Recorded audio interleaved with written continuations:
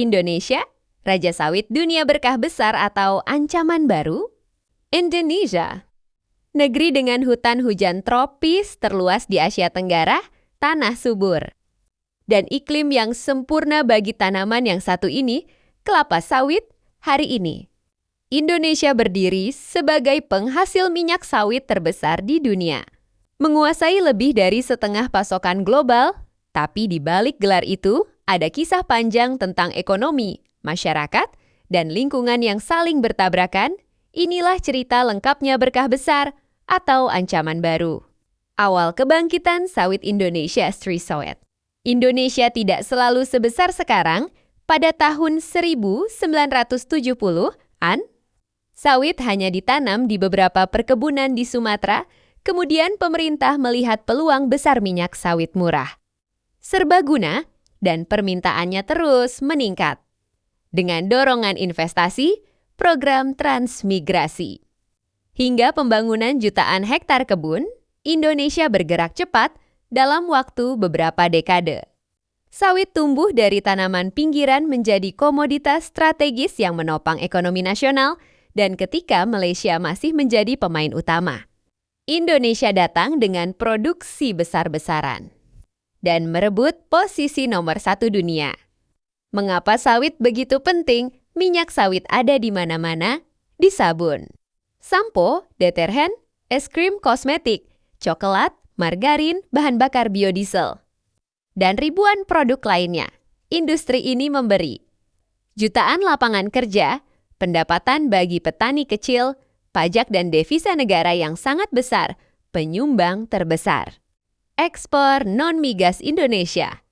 Di banyak daerah Riau, Kalimantan, dan Sumatera Selatan sawit bukan lagi sekadar tanaman. Sawit adalah bagian dari kehidupan, budaya, bahkan identitas ekonomi masyarakat. Gelapnya ekspansi sawit, namun di balik keuntungan besar, ada konsekuensi yang tidak bisa diabaikan untuk membuka kebun sawit baru. Hutan ditebang dalam jumlah masif terutama pada 1990 sampai 2015. Dampaknya, hilangnya habitat satwa liar seperti harimau Sumatera, gajah, dan orangutan, kebakaran hutan dan lahan yang berulang, menciptakan kabut asap lintas negara, hilangnya hutan gambut, penyimpan karbon terbesar di Asia Tenggara, konflik lahan antara perusahaan, negara, dan masyarakat adat. Sawit menjadi simbol dualitas, mendongkrak ekonomi, sekaligus mendorong kerusakan ekologis yang sulit dipulihkan. Bagian 4, petani kecil vs perusahaan besar. Satu fakta penting, lebih dari 40% sawit Indonesia ditanam oleh petani kecil. Mereka menggantungkan hidup pada harga sawit yang naik turun. Ketika harga global naik, petani sejahtera, tapi ketika harga turun, mereka menanggung beban paling besar, hutang, biaya pupuk yang mahal, dan persaingan dengan perusahaan raksasa. Di sisi lain, perusahaan besar memiliki modal, teknologi, dan akses ekspor. Ketimpangan ini menciptakan pertanyaan, apakah sawit benar membawa kesejahteraan? Atau hanya menguntungkan segelintir pihak? Sawit dan politik global. Dunia membutuhkan minyak sawit, tapi pada saat yang sama, mengkritiknya, Uni Eropa menuduh sawit merusak hutan dan melarang penggunaannya di biodiesel. Negara-negara barat menuntut standar lingkungan ketat, sementara di sisi lain, mereka tetap mengimpor produk berbahan sawit. Konflik ekonomi dan politik ini menempatkan Indonesia dalam posisi sulit, ingin menjaga lingkungan, tapi juga menjaga ekonomi nasional. Masa depan sawit Indonesia ke depan. Pertanyaan terbesar adalah, apakah Indonesia bisa mempertahankan gelar Raja Sawit Dunia tanpa menghancurkan alamnya sendiri? Solusinya mulai terlihat.